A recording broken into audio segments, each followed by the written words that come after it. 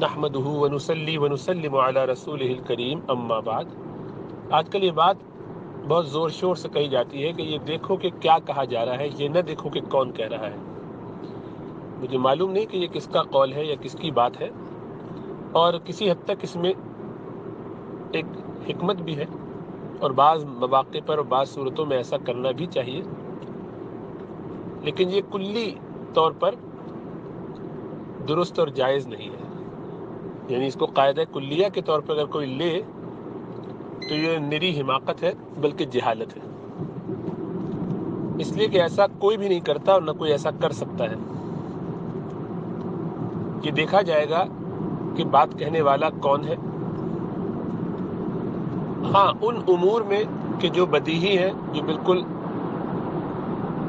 واضح ہیں، جن کو عقلی طور پر بآسانی کسی بھی درجے کا انسان بآسانی سمجھ سکتا ہو، وہاں تو اس بات کا بالکل احتمال ہے کہ وہ بات چونکہ بداہتاً بالکل واضح ہے، گویا ہر شخص اس کو ٹٹول کے سمجھ سکتا ہے، سن کے جانچ سکتا ہے، اور پھر پرکھنے کے بعد اس کو چاہے تو استعمال کرے، چاہے تو رد کرے۔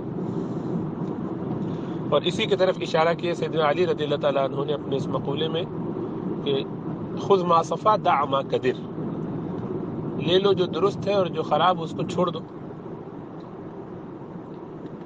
لیکن یہ ظاہری بات ہے، ہر حوالے سے، ہر حال میں، ہر موقع پر ایسا سمجھنا یا ایسا کرنا عقلی طور پر ہی غلط ہے۔ ایک بیماری کا علاج آپ کو بتایا جائے اور بتانے والا ڈاکٹر نہ ہو،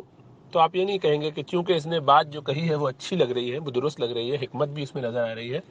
اس کا علاج قبول کر لیا جائے۔ نہیں، وہ ایک خاص ایکسپرٹیز ہے، اس میں وہ ایکسپرٹ ہی کوئی بات کہے گا تو بات آئے گی اور وہی قبول ہوگی۔ پوری دنیا چلاتی رہے کہ فلاں بیماری میں یہ کیوں نہیں دیا جا رہا،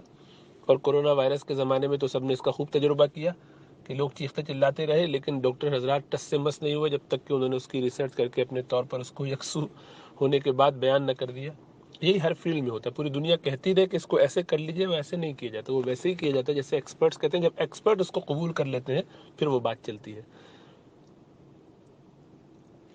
اور پھر کہنے والا اگر کسی ایسی بات کو کہے کہ جو دینی ہے تو اس میں اور زیادہ احتیاط کی ضرورت ہے۔ چنانچہ عبداللہ ابن مبارک رضی اللہ تعالیٰ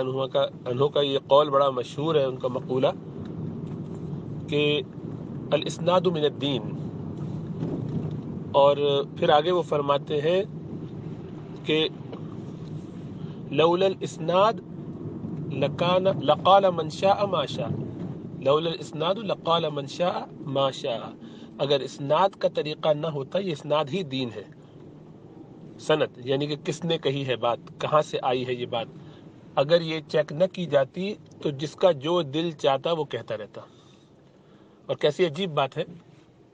کہ صحابہ کرام اور ان کے بعد تابعین اور ان کے بعد اتباع تابعین، یہ قرون اولا ہے، قرون ثلاثہ، جن کے بارے میں اللہ کے رسول صلی اللہ علیہ وسلم نے کئی روایتوں میں فرمایا کہ خیر امتی قرنی، خیر الناس قرنی، مختلف الفاظ ہیں کہ بہترین لوگ میرے زمانے کے ہیں، ثم الذین یلونہم، پھر وہ جو ان کے بعد آئیں گے، ثم الذین یلونہم، پھر وہ جو ان کے بعد آئیں گے۔ اس کو آگے تک بھی جاری رکھا جا سکتا ہوگا قیاساً، لیکن رسول اللہ صلی اللہ علیہ وسلم کی زبان مبارک سے پہلی 3 جنریشن کے لیے سرٹیفیکیشن آئی ہے۔ تو اب عجیب بات ہے کہ ان کی باتیں جب لینی ہو تو یہ چیک کیا جائے کہ آیا انہوں نے کہی ہے کہ نہیں۔ اس زمانے کے لوگ جب کوئی بات کہیں گے تو ہم ضرور یہ ویریفائی کریں گے کہ اس میں راوی کون ہے، اس کے آگے پیچھے سب تفصیلات معلوم کریں گے، ان کی آپس میں ملاقات ہوئی بھی تھی کہ نہیں، اور اس بنیاد پر حدیث کی صحت کا حکم لگائیں گے۔ اور آج اتنے عرصے کے بعد کسی کی بات سننی ہو دینی تو یہ چیک کرنے کی ضرورت ہی نہیں کہ کون کہہ رہا ہے، بس یہ دیکھ لو کہ کیا کہہ رہا ہے۔ امام محمد ابن سیرین رحمۃ اللہ علیہ بہت بڑے تابعی ہیں، اور خوابوں کی تعبیر بھی بیان کیا کرتے ہیں، ان کی کتاب رؤیا کے اوپر جو ہے بہت ہی معروف ہے، اور ان کا بھی یہ مقولہ اس طریقے کا ہے کہ ان ھذا العلم دین، کہ یہ جو یہ علم ہے یہی تو دین ہے. فانظروا امن تأخذون دینکم، تو دیکھ لیا کرو کہ تم کس سے دین لے رہے ہو. تو ہمیں اس بارے میں بہت احتیاط کرنی چاہیے کہ ہم دین کی بات جب بھی سنیں تو یہ چیک کریں کہ جو شخص کہہ رہا ہے اس کی کریڈیبلٹی کیا ہے، اس کی کریڈینشیلز کیا ہیں، اس کا اسٹیچر کیا ہے علم میں. جب ہم یہ کہتے ہیں کہ اس سے کوئی فرق نہیں پڑتا کہ بات درست ہے تو لے لی جائے کسی کی بھی ہو، تو ذرا اس پہ غور کیجئے کہ یہ کہتے کیوں ہیں، کیا مطلب کیا ہوتا ہے اس کا. یعنی اتنے بڑے امام تو یہ کہیں، امام ابن سیرین ہو یا ابن مبارک ہو یا اور بڑے لوگ، وہ تو یہ کہیں کہ ہمیں چیک کر لینا چاہیے بھائی کون کہہ رہا ہے، اور ہم یہ کہیں کہ نہیں ہم چیک کر لیں گے، کوئی مسئلہ نہیں ہے، ہمیں بس پتہ چل جائے کہ کوئی بات کیا ہے، بات اچھی ہوگی تو لے لیں گے، نہیں ہوگی تو نہیں لیں گے. تو وجہ اس کی یہ ہے کہ ہم اپنے طور پر نادانستگی میں، ایسا نہیں کہ ہم جان بوجھ کے ایسا کرتے ہیں، لیکن چونکہ ہمارے نفوس کا تزکیہ نہیں ہوا اور ہم ان چیزوں کو جانتے نہیں، تو ہمیں یہ احساس خود بخود نفس نے ڈال دیا ہے دل میں کہ ہمارے سامنے کوئی غلط بات آئے گی تو ہم کیسے پک نہیں کر لیں گے، ہم یوں کر کے پکڑ لیں گے، کوئی مسئلہ ہی نہیں ہے. صحیح بات ہوگی تو ہم جج کر لیں گے، ہمیں پتہ چل جائے گا کہ بالکل درست ہے، غلط ہوگی تو پھینک دیں گے.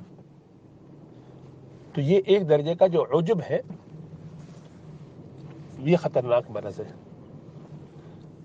تکبر سے زیادہ خطرناک ہے. وجہ اس کی یہ کہ تکبر کا تو پتہ چل جاتا ہے.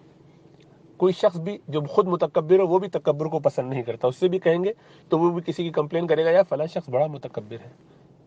ایروگنٹ ہے. یہ کوئی پسند نہیں کرتا ایروگنٹ ہونا،